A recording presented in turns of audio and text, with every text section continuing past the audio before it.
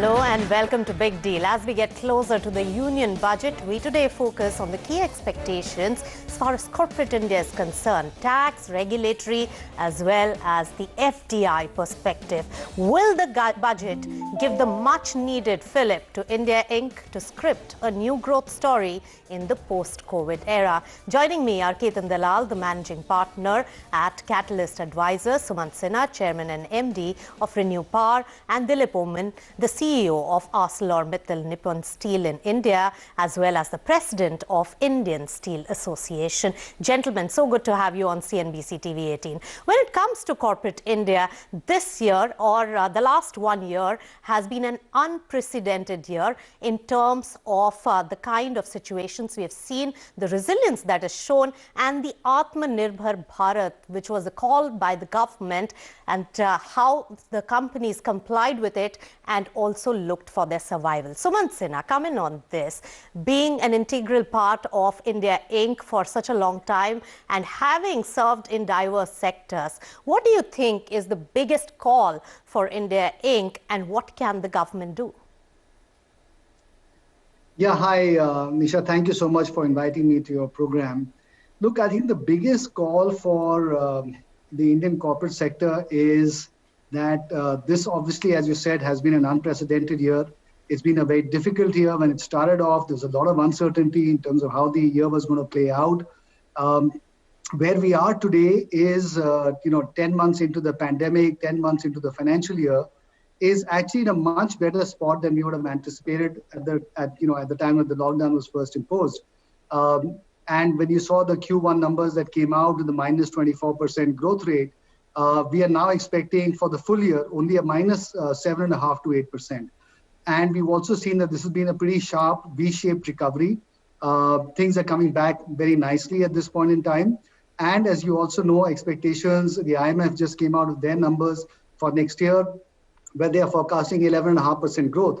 So what that means is that between the 8.5% or 8% reduction this year, 11.5% next year, we'll pretty much come back to where we were by the end of next financial year. And then the question is, and that is really pretty much already, I think, fairly evident that that's what's going to happen.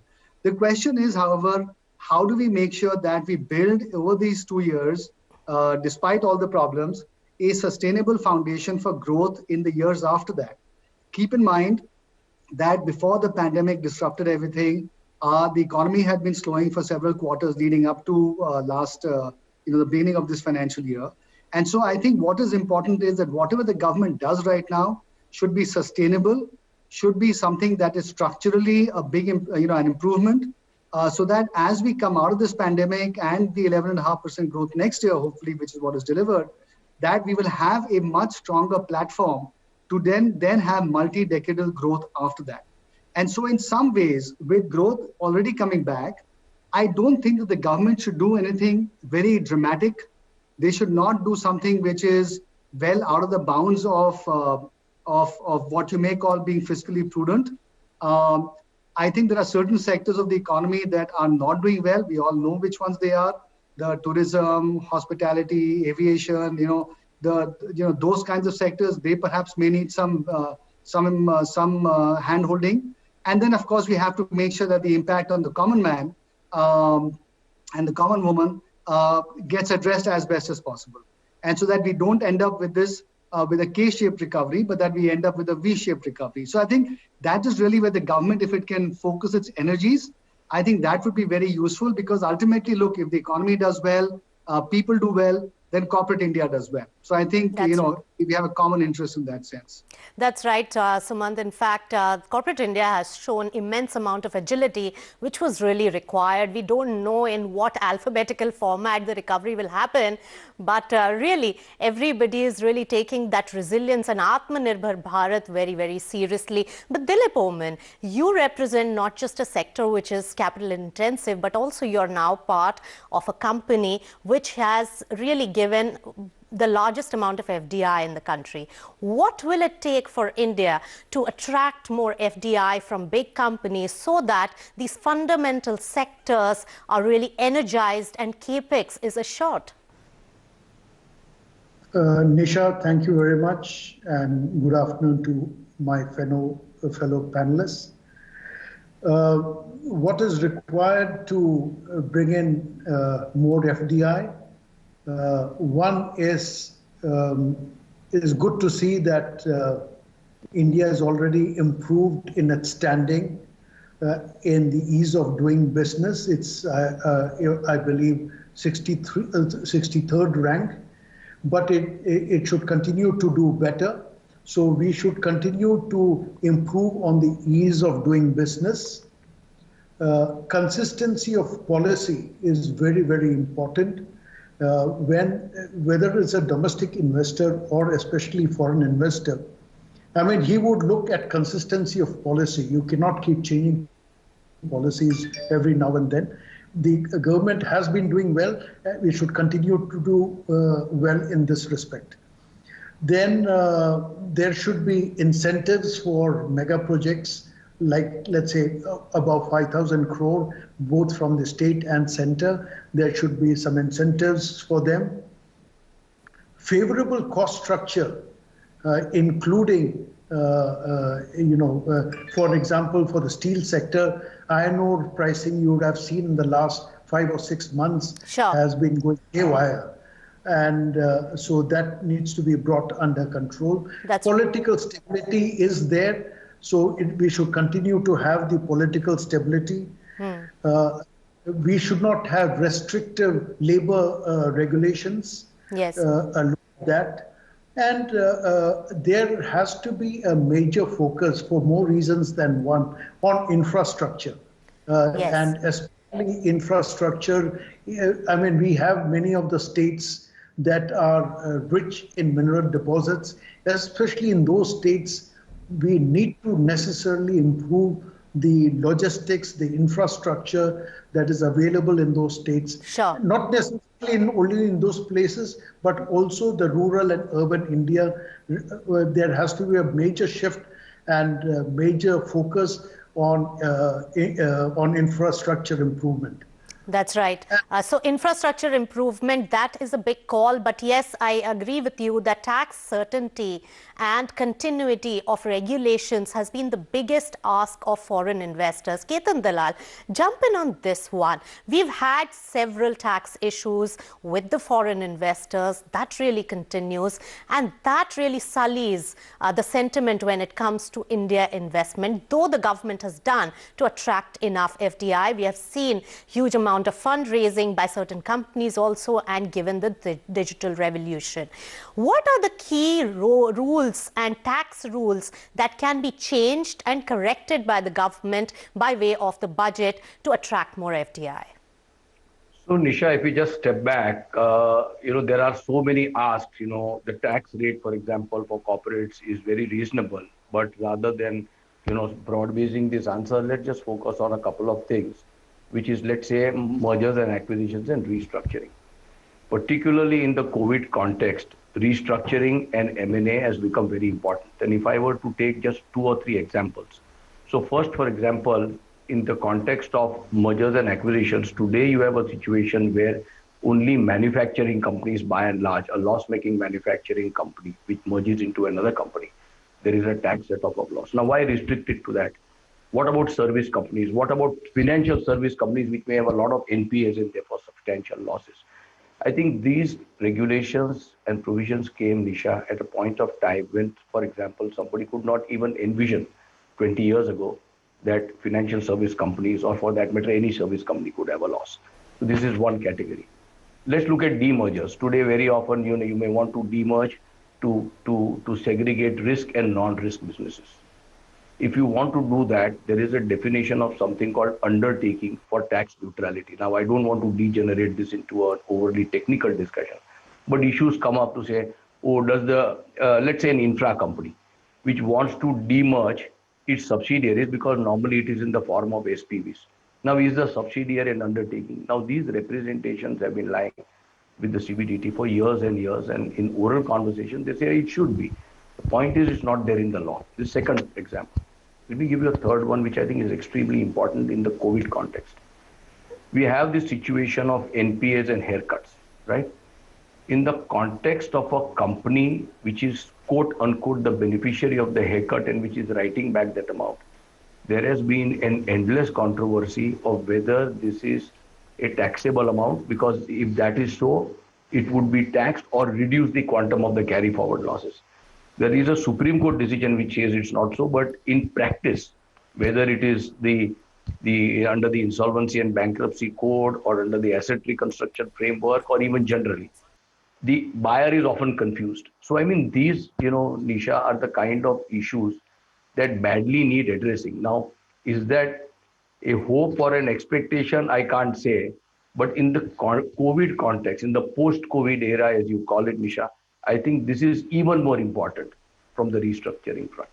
That's right. In fact, you've touched upon a very, very important point, Getan Dalal, and there are many, many small technical issues in these tax-related rules which needs to be corrected. We have somebody here on the panel who's gone through the entire process as well of transition.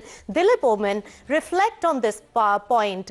How was the transition from Essar Steel to ArcelorMittal? And as an industry veteran, how easy or difficult has a distress situation buyout been, and what can be really plugged? See, I'll focus on, since we have gone through this process, so we are acutely aware of what needs to be done to streamline the process further. Though this IBC process has been really welcome, but what can be done further to improve? One is the speed of resolution.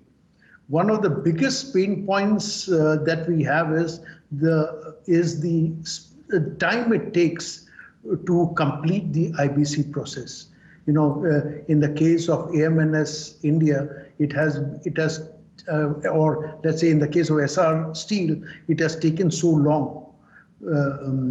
Now we need to certainly speed this up. And for that, what has to be done? The judicial infrastructure has to be strengthened so that it can be hastened. And there has to be a mechanism whereby this frivolous claims are dispensed with speedily. Then there are the legacy issues. There are a lot of legacy issues which have been associated with the previous promoters that we need to cut the umbilical cord and make sure that the new owners are not subject. So a clean takeover. Yes. And lastly, the verdict through IBC proceeding should be treated as final.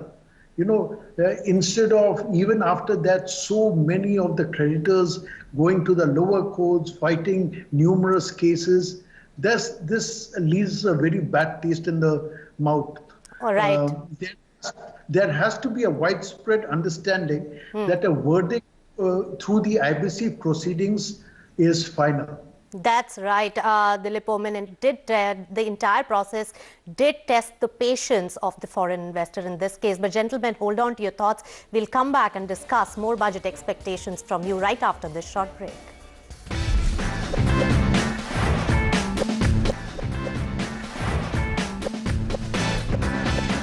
Welcome back. You're watching Budget Expectations on Big Deal. Let me take it straight to Sumant Sinha. Sumant, renewable energy is really gaining momentum all across the world. There is ESG money which is chasing this particular space.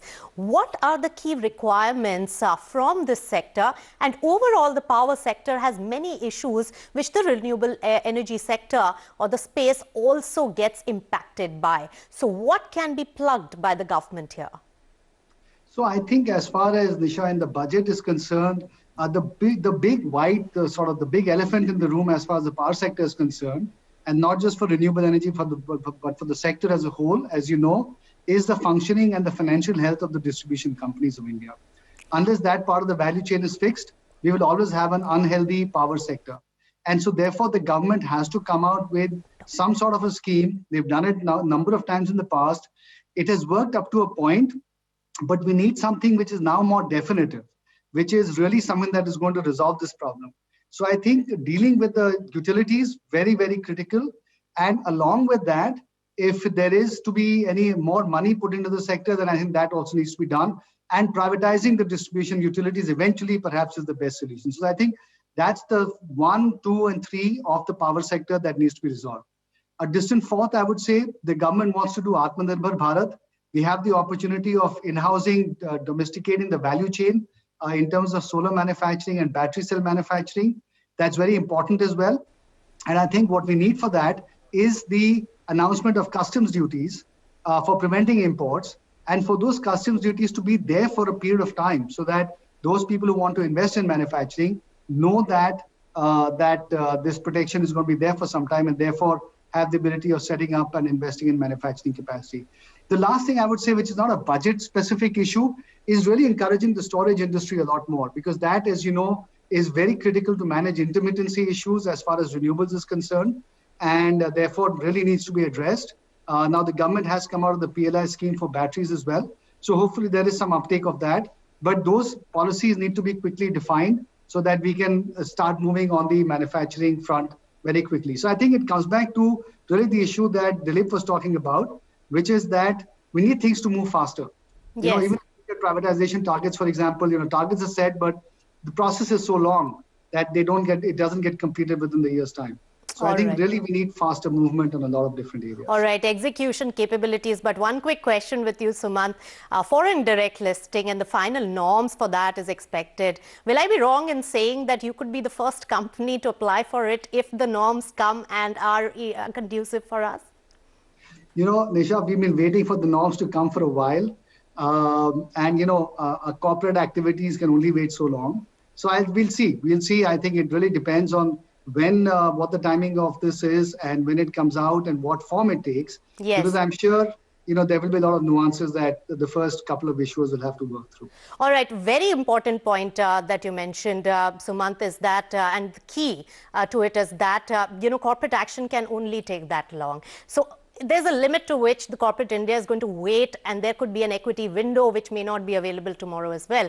So I take that point. But Ketan Dalal, what else can be done to give more COVID relief when it comes to the taxes? What is the expectation building? Well, again, Nisha, expectation and hope are two different things, but I'll just be very brief in the context of constraints of time. So one is that investment needs to be incentivized, and very many years ago, you had something called an investment allowance. So some kind of at least a limited period incentive, particularly because it will increase job opportunities and increase our competitiveness, especially which is helpful in the context of suspicion with China. So maybe something like that. Second is infra, which is again a job related thing, and again COVID related in some sense, Nisha. There are several vague areas of taxation. So for example, is 2-laning to 4-laning a new project, or only building a new road is a new project entitled to a tax incentive? And the third one is that, we have a provision in the Income Tax Act for a deduction of 30% in relation to additional employment. That has a lot of gray areas, number one. And number two, it is only restricted to employees up to 25,000 salary. Now that amount is very, very small. Needs to be made much more rational. Right. So this job and COVID related, these are the three that I could think of. Definitely. And final word to Dilip Oman. Dilip, also the government to fill its coffers is looking at different ways, and disinvestment push is one of the ways. So do you think there is enough attractiveness in that for foreign investors very quickly? See, disinvestment, in this particular case, it's my personal view. There should be disinvestment by the government in sectors like steel, in sectors like mine, and the government should focus rather more on things like infra, education, defense, social security, food storage, grain storage, and leave these sectors like mining and steel, for example, aviation, to private players. This is my personal view, though. All right. Thank you so much for that, all of you, Ketan, Sumant, as well as Dilip, for joining us on Big Deal and sharing your thoughts as the expectations really build for the upcoming budget. And the clarion call is for execution skills as well as also alacrity and agility in performing them. With that, it's a wrap on Big Deal. Thanks so much for tuning in.